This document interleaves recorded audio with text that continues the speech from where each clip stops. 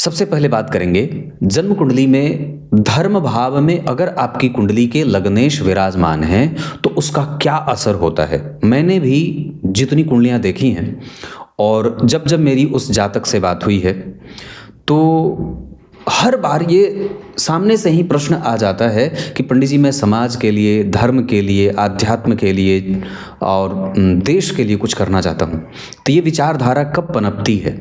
इस तरीके का प्रश्न स्वतः मन मस्तिष्क में इस वजह से किसी भी जातक की कुंडली में या उसके देहन में इसलिए आता है क्योंकि उसका व्यक्तित्व जो लग्न है वो उसका जो वो स्वयं है वो धर्म में बैठा है। मैं अगर कुंडली का लग्नेश जो कि मैं हूँ तो अगर मेरे लग्नेश तीसरे भाव में बैठे हैं मतलब मैं पराक्रम में बैठा हूँ।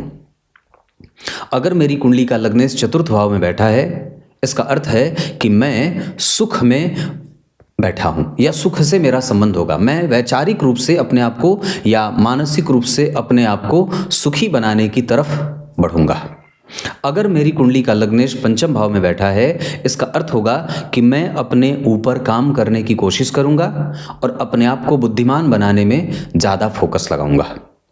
ठीक उसी तरीके से अगर हमारी कुंडली के लग्नेश अगर नवम भाव में विराजमान है तो इसका अर्थ होगा कि मैं धर्म की तरफ उन्मुख होऊंगा या मेरा जो मन बुद्धि चित्त है वो धर्म की तरफ जाता हुआ दिखेगा, या मैं धार्मिक होऊंगा, या मैं समाज को देना चाहूँगा, मैं दानी होऊंगा, मैं पूजनीय बनूंगा, प्रणेता बनूंगा, लोगों की प्रेरणा का स्रोत बनूंगा। जल्दी ही मेरा भाग्य मेरे संग खड़ा हो जाता है, मुझे बहुत ज़्यादा संघर्ष नहीं करना पड़ता है। इस तरीके के उत्तर हमारी कुंडली के लग्नेश अगर नवम भाव में बैठे होते हैं तो देते हैं। और भी बहुत सारी चीज़ें हैं। अगर आपकी कुंडली का लग्नेश जन्म कुंडली के नवम भाव में विराजमान है इसका अर्थ है कि आपका समाज आपसे लाभ प्राप्त कर रहा है और आगे भी करेगा। सरकार आपसे टैक्स ले रही है, सरकार को आप कर दे रहे हैं, आप पर्यावरण के प्रति चिंतित हैं, आप मंदिरों की दयनीय हालत और माली हालत देख करके नाराज होते हैं, उदासीनता होती है आप में जब कभी भी आप किसी को उदास और परेशान देखते हैं। आप चाहते हैं कि मेरा धर्म और भाग्य बढ़े, आप चाहते हैं कि निरंतर मुझसे लोगों की सेवा हो जाए, आप ये भी चाहते हैं कि मैं किसी को कष्ट न दूं। आपके अंदर जो सदाचार का, जो सद्भावना का भाव है वो निरंतर प्रवाहित होता रहता है। चाहे वो पुरुष की कुंडली हो चाहे वो स्त्री की कुंडली हो, अगर उस जातक या जातिका की कुंडली के नवम भाव से लग्नेश का संबंध बन जाता है तो उस व्यक्ति को वो चिरंतन सुखों की तरफ लेके जाते हैं और चिरंतन सुख धर्म की सेवा से ही प्राप्त होता है। और भी विचार करेंगे तो अगर आपकी कुंडली के लग्न के अधिपति भाग्य भाव में यानी कि नवम भाव में विराजमान होते हों तो कुंडली को बहुत सारे सुखों का कंपटीशन नहीं करना होता है। बहुत सारा सुख आपको यूं स्वतः मिल जाता है। जिस उम्र में जाकर के दूसरे लोग अपना लक्ष्य निर्धारण भी नहीं कर पाते उस अवस्था तक आप सफल हो जाते हैं। इतना ही नहीं, कई बार कि हमारे सामने किसी भी विषय को लेकर के दोहरी राजनीति नहीं होती है, हम बिल्कुल स्पष्टवादी हैं, हम साफ सुथरी राजनीति करना जानते हैं।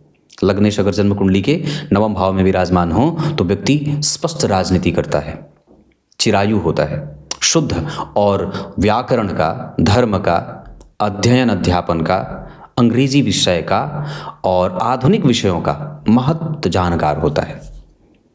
बहुत छोटी छोटी बातों पे ध्यान देने वाला, क्लिष्ट से क्लिष्ट विषयों का बहुत सूक्ष्म अन्वेषण करके अपने बारे में पूरी गहनता से अध्ययन करने का माहिर होता है। वो अपनी भी कमजोरी को ठीक उसी तरीके से बता जाता है जैसे सामने वाले की समस्या को वो जैसे सामने वाले की कमजोरी को बता देता है।